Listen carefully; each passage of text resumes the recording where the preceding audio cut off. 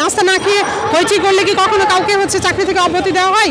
আপনারা কি আগে কখনো শুনেছেন এরকম কিছু?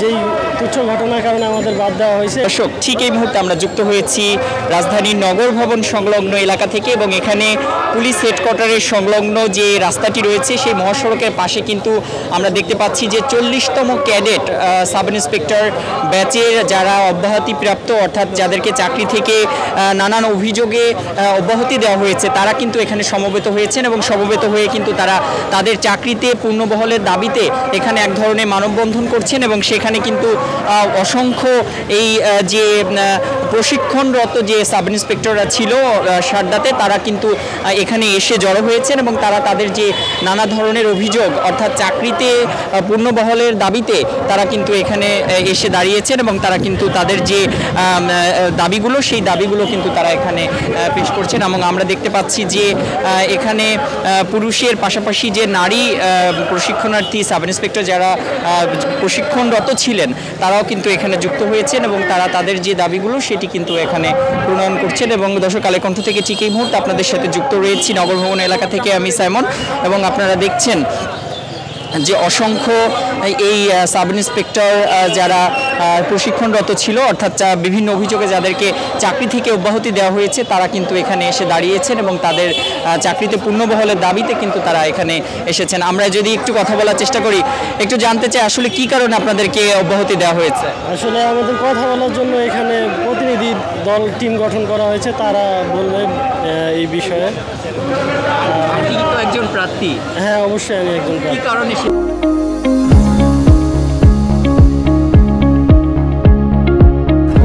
আপনি জানেন না? হ্যাঁ, অবশ্যই জানি। আমাদের বিভিন্ন ধাপে চাকরি থেকে 3-4টা ধাপে চাকরি থেকে অব্যাহতি দেওয়া হয়েছে। যেমন প্রথম ধাপে 252 জনকে অব্যাহতি দেওয়া হয়েছে যে তারা নাস্তা না করে, সকালে নাস্তা না করে মাঠে হইচই করছে এই অভিযোগে। আবার কাউকে বাদ দেওয়া হয়েছে ক্লাসে অমনোযোগী সেই অভিযোগে। আবার কাউকে বাদ দেওয়া হয়েছে ক্লাসে যাওয়ার সময় মার্চিং করে যায়নি এই তুচ্ছ অভিযোগে। এবং এই তুচ্ছ অভিযোগগুলো কোনোটাই ভিত্তি নেই এবং তাদের কাছে কোনো এভিডেন্স নেই। আচ্ছা, আপনার কাছে কি মনে হয় একজন স্নাতক বা স্নাতকোত্তর সম্পন্ন প্রার্থী যিনি সারদার মতো জায়গায় ট্রেনিংয়ে রয়েছেন, তিনি আসলে এই হট্টগোল করা ছোট বাচ্চাদের মতো, এটা আসলে কতটুকু যৌক্তিক? এটা কখনোই ঘটেনি। আসলে এটা কখনোই ঘটেনি। এটা ছিল তাদের একটা মিথ্যা অ্যালিগেশন।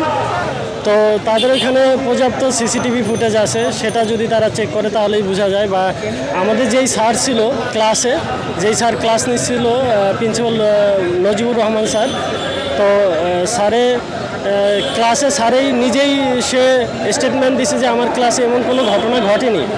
সে এবং একটা দৈনিক পত্রিকাতে এরকম একটা স্টেটমেন্ট দিয়েছে যে এরকম কোনো ঘটনা আমাদের ক্লাসে। এখন আপনারা আসলে কি দাবিতে এখানে এসেছেন?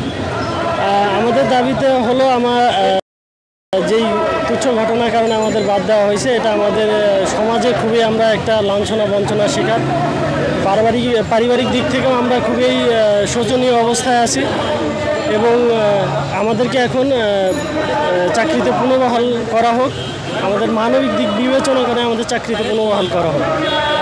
এই যে সংশ্লিষ্ট যারা দায়িত্বরত রয়েছেন তাদের সাথে কি কথা হয়েছে এ ব্যাপারে?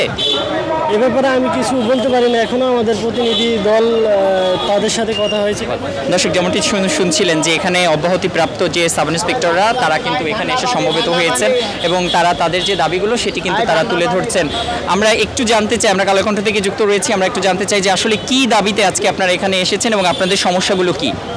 আসলে আমরা এখানে দাবিটা নিয়ে আসছি আমাদের চাকরিতে পুনর্বহাল করা হোক, কারণ আমরা জানি যে আমরা এখানে সম্পূর্ণ নির্দোষ, আমাদের এখানে কোনো দোষ নেই। আর যদি আমি ছোট্ট একটা উদাহরণ দিয়ে বলতে চাই, আমাদের পুলিশ একাডেমিতে সারদাতে 2বারের প্রিন্সিপাল ছিল সাবেক জনাব নাজিবুর রহমান স্যার। তার ক্লাসে যে বিশৃঙ্খলা বা হইচই ইস্যুটা ক্লাসে তুলে ধরছিল, সেই অভিযোগটা ছিল, সেটা সম্পূর্ণভাবে স্যার নিজে ব্রিফ করছে এবং অনলাইন মিডিয়ায় বলছে যে এটা আমার কাছে এরকম কোনো ঘটনাই ঘটেনি। তাহলে এতেই বোঝা যায় যে আমরা নির্দোষ নাকি দোষী। ধন্যবাদ। এই আজকে যে এখানে এসে সমবেত হয়েছেন আসলে কি দাবি নিয়ে? আমাদের একটাই দাবি, আমাদের চাকরিতে 321 জনকে পুনর্বহাল করা হোক, আমাদের একটাই দাবি।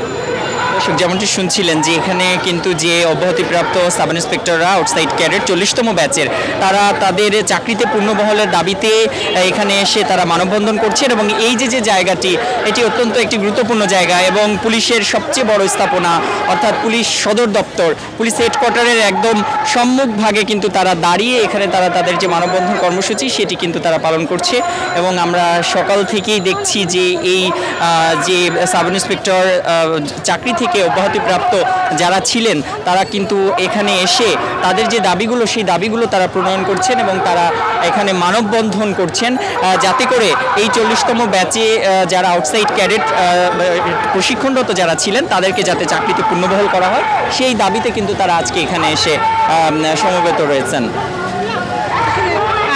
নাস্তা না খেয়ে হইচই করলে কি কখনো কাউকে চাকরি থেকে অব্যাহতি দেওয়া হয়? আপনারা কি আগে কখনো শুনেছেন এরকম কিছু যে নাস্তা না খেয়ে হইচই করার কারণে কারো চাকরি গেছে? বা পুলিশ বাহিনী ছাড়া আরও তো অনেক বাহিনীর ট্রেনিং প্রশিক্ষণ হয়, তো আপনারা কি শুনেছেন অন্য কোনো প্রশিক্ষণ থেকে নাস্তা না খেয়ে হইচই করার কারণে তাদেরকে অব্যাহতি প্রদান করেছে? তাহলে পুলিশ ডিপার্টমেন্টই বা কেন করলো সেটা? এটা তো আমাদেরও প্রশ্ন, আপনার মতো আমারও প্রশ্ন, কেন করলো? আমি এর বাইরে কোনো কারণ জানি না।